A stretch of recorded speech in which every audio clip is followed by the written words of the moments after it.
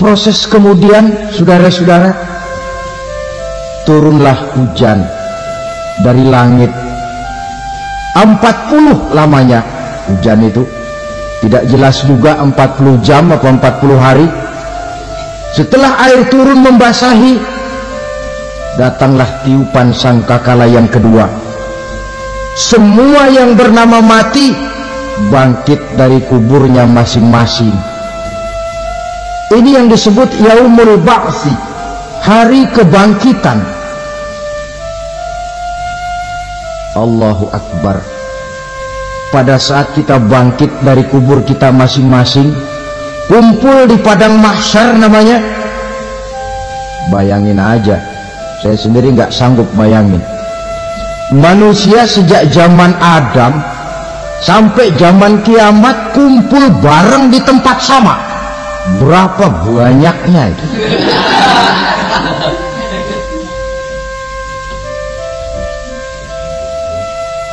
Dan yang luar biasa menurut satu riwayat, pada saat bangkit itu, Masya Allah, roman muka kita berubah, disesuaikan dengan amalan kita waktu di dunia ini. Barang siapa yang waktu di dunia amalannya itu amalan tikus, di akhirat nanti dia bangkit dari kubur, mukanya seperti muka tikus. Gagah betul badannya, tapi mukanya seperti tikus. Kenapa? Amalannya waktu di dunia seperti amalan tikus. Apa amalan tikus itu? Suka ngegeragoti barang yang sudah disimpan rapi-rapi. Orang sudah simpan uang rapi-rapi, simpan perhiasan rapi-rapi, digeragoti oleh tikus. Maling-maling, pencoleng-pencoleng, koruptor-koruptor, itu nanti di akhirat nanti kita lihat mukanya seperti muka tikus. Lalu barang siapa yang di dunia ini amalannya itu seperti amalan anjing, nanti dia punya muka seperti muka anjing. Apa amalan anjing? Pertama, anjing itu kalau disuruh jaga rumah, dia tidak bisa membedakan mana maling mana tamu. Biar yang datang maling, kalau bawa tulang, anjing kalem. Yang kedua, anjing itu akan setia kepada siapa saja yang memberinya roti. Siapa yang memberinya roti, itulah majikannya. Apa kata majikannya, pasti dia laksanakan. Soal benar atau salah, dia tidak peduli. Setelah anjing dapat roti, dia tidak punya pilihan lain kecuali bilang, abdi mah kumaha juragan wae ayeuna mah.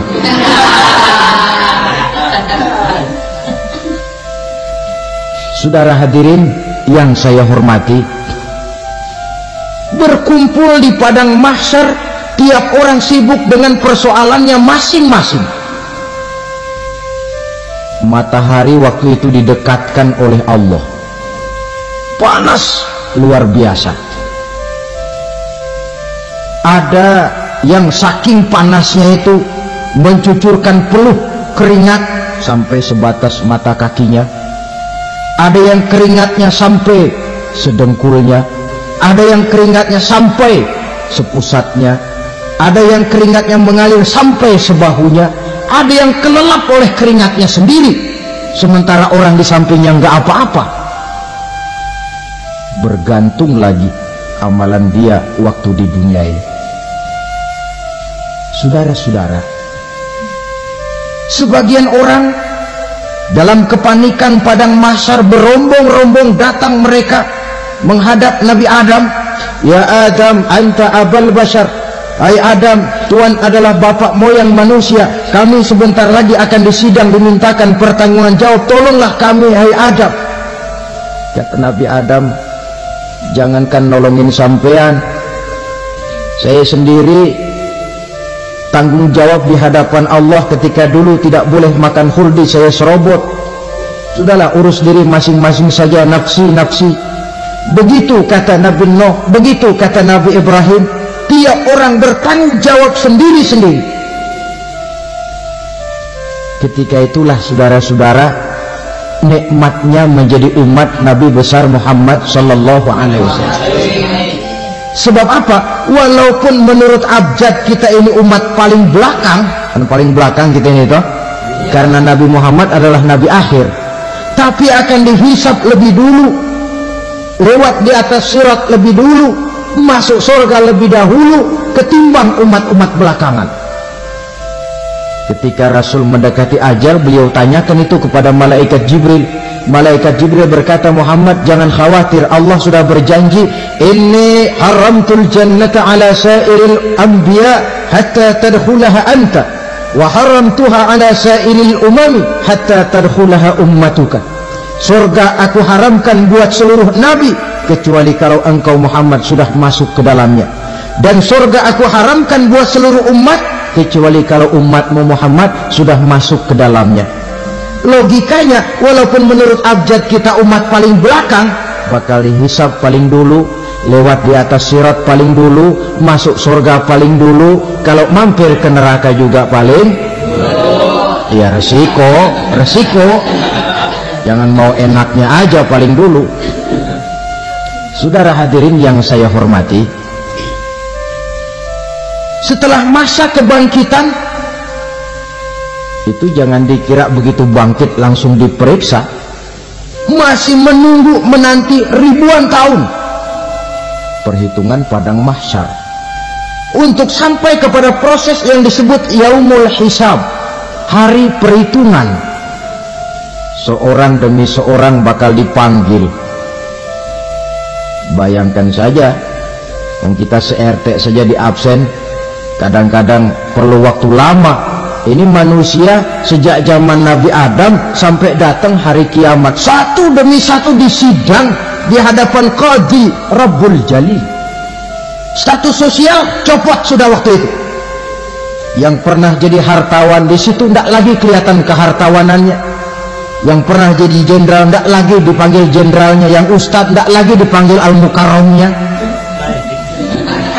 Seluruh status sosial selesai.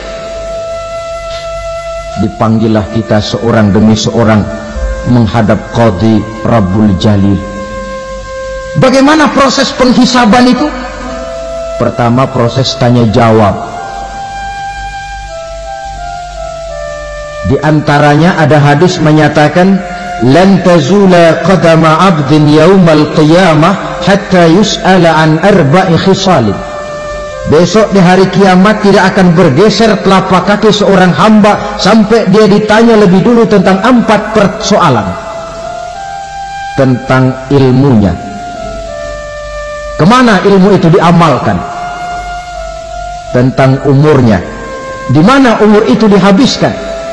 Tentang masa mudanya, kemana masa muda itu dipakai. Tentang hartanya, dari mana harta itu didapat dan kemana harta itu dibelanjakan. Ini termasuk proses tanya jawab. Jadi kalau istilah pengadilan dunia, nama Fulan bin Fulan. Kamu waktu di dunia diberikan umur panjang untuk apa? Pernah mengalami masa muda, kemana kau habiskan masa remajamu? Kau diamanahkan ilmu, dengan apa ilmumu kau amalkan? Kau diberikan harta, dari mana harta kau dapat, kemana kau belanjakan? Tak seorang pun yang bisa mungkir. Sebab apa? Dikala itu yang menjadi saksi bukan orang. Yang menjadi saksi adalah seluruh anggota badan kita.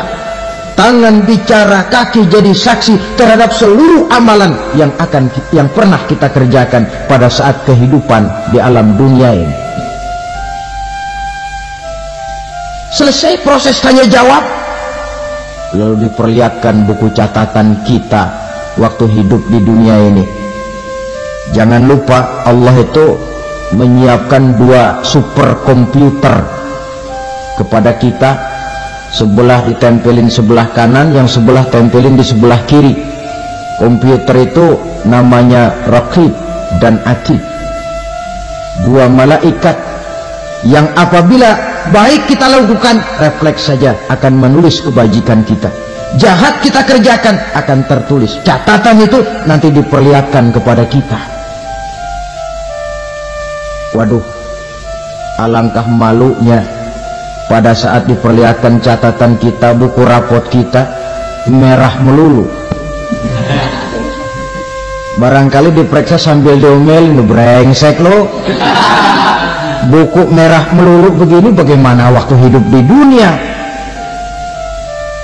Tidak cukup diperlihatkan buku catatan kehidupan, rekaman kehidupan.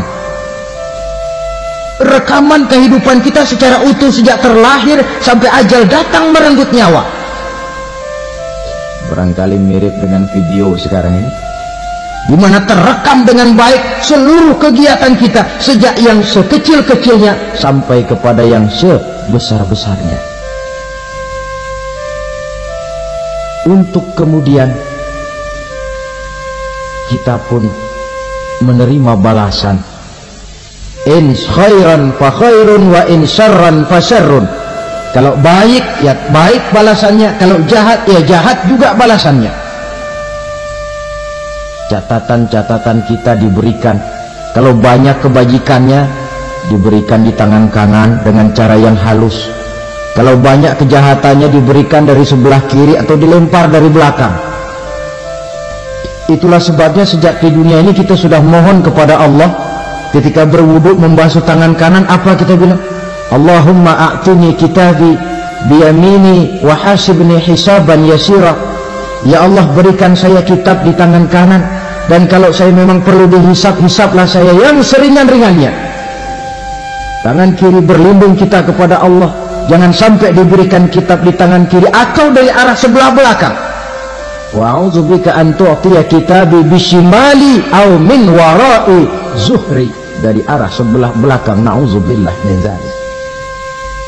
Setelah selesai lewat proses penghisaban, lewat mizan, timbangan, maka yang sudah selesai dihisab itu bergeraklah menuju sirat, jembatan yang terbentang menuju surga melalui neraka. Saudara-saudara, panjangnya perjalanan sirat itu memakan waktu ratusan tahun. Tetapi orang yang lewat di atas sirat pun macam-macam, bergantung amalannya ketika di dunia ini. Ada yang lewat di atas sirat itu kalbarkil khatib, seperti kilat yang menyambar, lep, sudah sampai dia di surga. Cepat bukan main. Ada yang lewat di atas sirat itu seperti orang lari-lari. Ada yang lewat di atas sirat itu seperti orang jalan biasa. Ada yang sambil merangkak, ada yang sambil ngesor, ada yang sambil gelayutan, ada yang selamat sampai ke ujung ke surga, ada yang tergelincir jatuh masuk ke dalam neraka, bergantung amalannya dalam kehidupan di dunia sekarang ini. Tiap kita akan melewati yang namanya sirat ini. Saudara-saudara kaum muslimin yang saya hormati, dengan demikian mereka yang selamat melalui sirat sampai ke terminal akhir surga, mereka yang ketika dihisab ternyata banyak kejahatannya daripada kebaikannya, mereka singgah di dalam neraka.